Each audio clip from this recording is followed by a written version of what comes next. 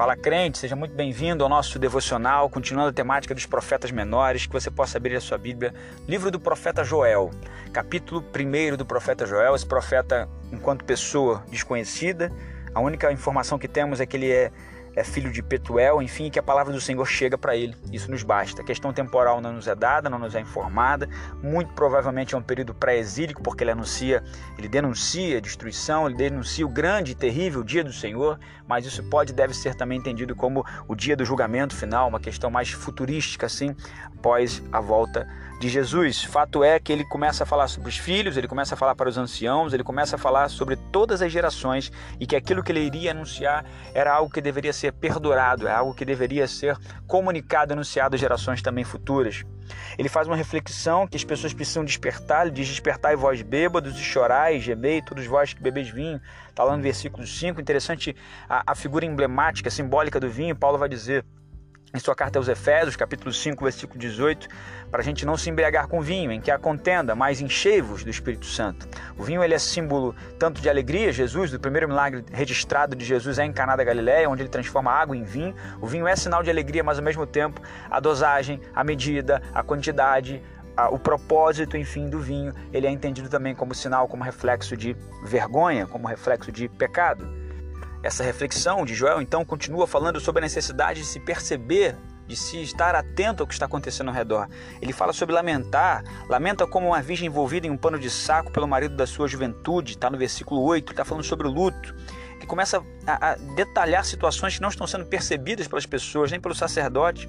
Ele diz: a oferta de alimento, a oferta de bebida foram cortadas da casa do Senhor. Os sacerdotes, ministros do Senhor, lamentam. Versículo 9, o 10 agora diz: o campo está arruinado, a terra lamenta, porque o trigo é desperdiçado, o vinho novo se secou e o azeite se acaba. Ele pega palavras muito simbólicas como vinho novo, azeite, são expressões utilizadas, o trigo, relacionadas com unção, relacionadas com o poder de Deus, relacionadas com o derramar da presença dele. Ele diz: isso tudo está cessado.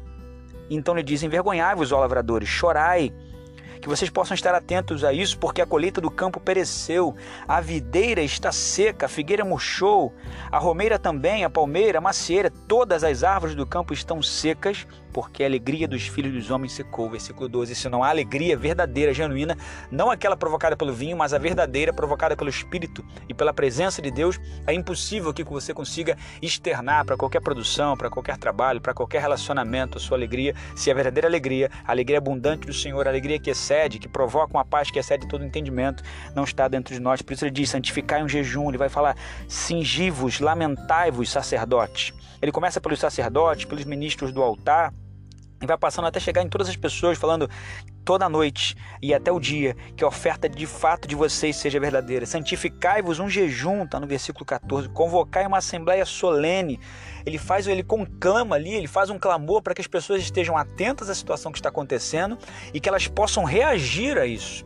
Se não houve uma proação, se não houve uma percepção prévia, se não houve uma ideia antes da destruição, que pelo menos agora, pós-destruição, pós-calamidade, seja antes tarde do que nunca percebida a necessidade de um jejum, de um clamor, de um reposicionamento, de uma retomada, de uma volta ao primeiro amor, ao primeiro relacionamento com Deus. Porque ai do dia, o dia do Senhor está perto, no versículo 15, e como uma destruição, o Todo-Poderoso virá. Ele diz: o mantimento não está cortado diante dos nossos olhos, a alegria não foi embora da casa de vocês, da casa do próprio Deus.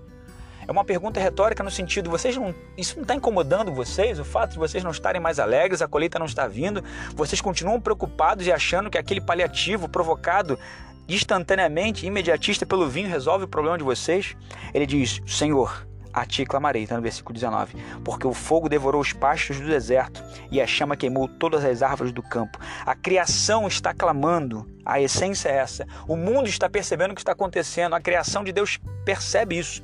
E por que vós, filhos de Deus, que se colocam como filhos de Deus, não têm percebido isso? É uma palavra muito dura de Joel para nós na manhã desse dia, mas ao mesmo tempo de esperança, para que a gente venha clamar, para que a gente venha jejuar, para que a gente venha estar atento a tudo que está acontecendo ao nosso redor, porque Deus continua o mesmo e a palavra dele jamais volta vazia.